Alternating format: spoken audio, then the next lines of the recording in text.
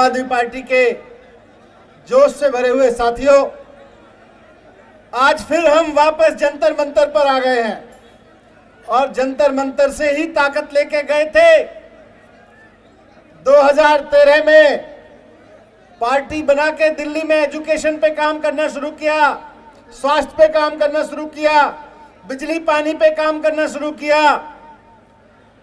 आपसे ताकत ली, इस जंतर मंतर की मिट्टी से ताकत मिलती है, लेकिन इस ताकत को लेके जो काम करना शुरू किया, भारतीय जनता पार्टी उस ताकत से डर रही है, क्योंकि वो ताकत अब दिल्ली की ताकत नहीं बची। आज जब आम आदमी पार्टी के कार्यकर्ता, यहां से एक विधायक गुलाब सिंह के नेतृत्व में कई और साथी गुजरात में जाके जब चुनाव प्रचार करते हैं और ये कहते हैं देखो दिल्ली में इतना शानदार काम हो रहा है, तो गुजरात के लोग भी उस पर यकीन करते हैं और एक उम्मीद जागती है गुजरात के लोगों में कि भारतीय जनता पार्टी इतने दिनों से जो ड्रामा कर रही है लोकतंत्र का, डेवलपमेंट का, उसकी जगह अब हमको केजरीवाल मॉडल चाहिए। और सूरत के लोग आके वोट लगा देते हैं कि हमको भी केजरीवाल मॉडल चाहिए।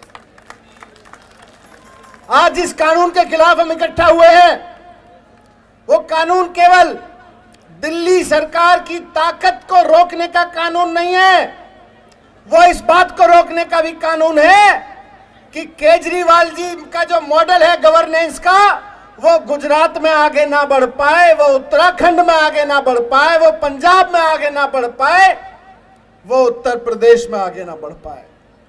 ये कानून इसलिए नहीं बना रहे कि अरविंद केजरीवाल जी के खिलाफ उनकी ताकत कम करनी है, हमारी मंत्रियों की ताकत कम करनी है। ये कानून इसलिए बना रहे हैं कि आप जो ये बढ़ते चले जा रहे हो। हिमाचल प्रदेश के एक छोटे से गांव में रत्नेश भाई पहुंचे तो वहां पे आम आदमी पार्टी की टोपी लगाए कार्यकर्ता पहले से खड़ा था, बोले जी हम तो बहुत दिन से इंतजार कर रहे थे कब केजरीवाल जी का आदमी आए और हम वोट लगाएं। और जाके वहां अब वोट मिलने लगा, वहां पे चुनाव जीतने लगे आम आदमी पार्टी के लोग।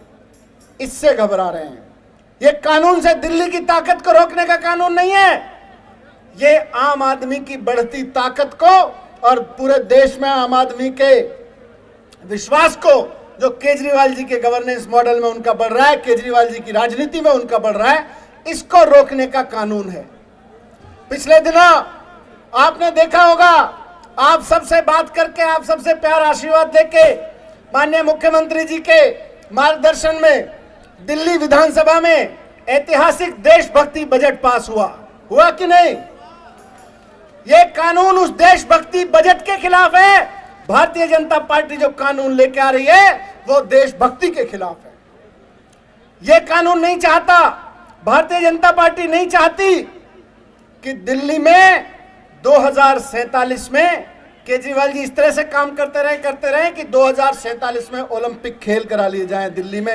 ये नहीं चाहते हैं, ये नहीं चाहते हैं कि 2047 में, अभी बजट में मैंने कहा कि सपना देखो 2047 में, हम तो पता नहीं होंगे कि नहीं होंगे, हम तो जिंदा भी होंगे कि क्या होंगे पता नहीं, लेकिन आज जो बच्चा पैदा हो रहा है वो 25 साल बाद नौजवान बन के देश में खड़ा होगा, दिल्ली में खड़ा होगा।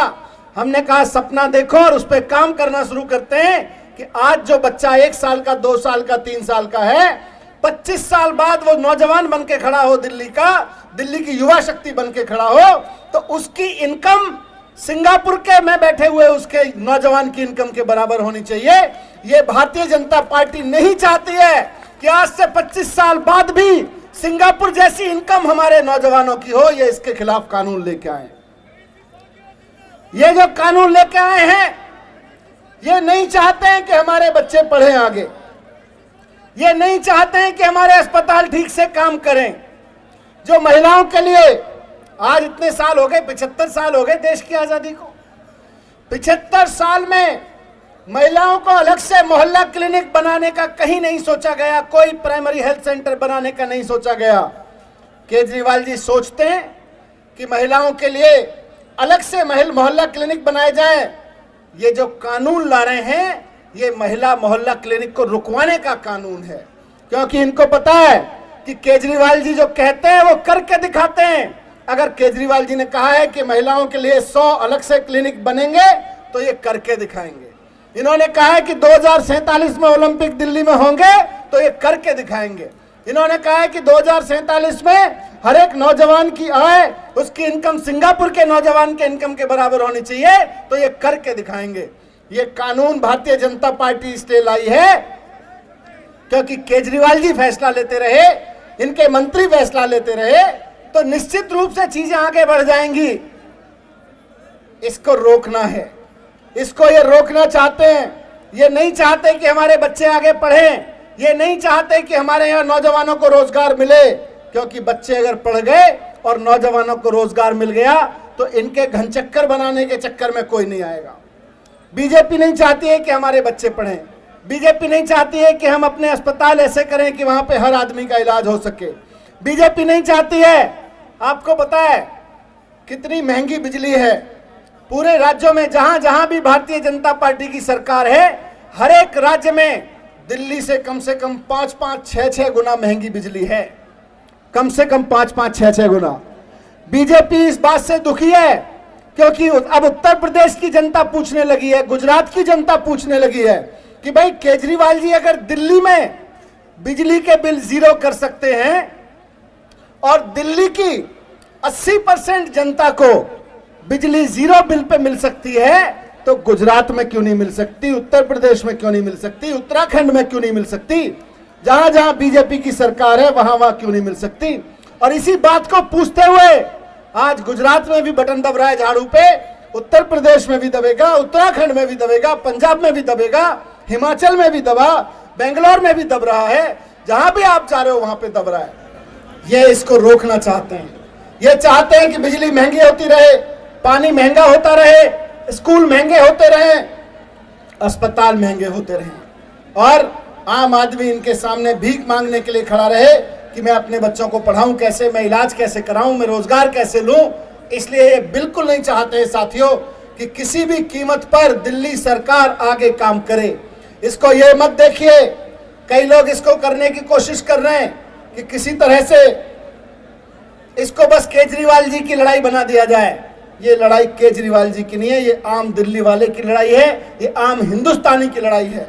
आम हिंदुस्तानी के हाथ कमजोर किए जा रहे हैं कि जब वो बटन दबा के आए वोट पे, वो सरकार चुन के आए, तो उसकी चुनी हुई सरकार कुछ ना कर सके और एलजी साहब 6-6 महीने तक फाइल लेके बैठे रहे। ये इसके लिए किए जा रहे हैं। तो मैं आप सबके सामने यही रखने आया था। हमारे मुख्यमंत्री जी हमारे बीच में हैं, अपनी बात रखेंगे। मैं समझता हूं कि थोड़ी देर एक बार माहौल बना दें उनके लिए।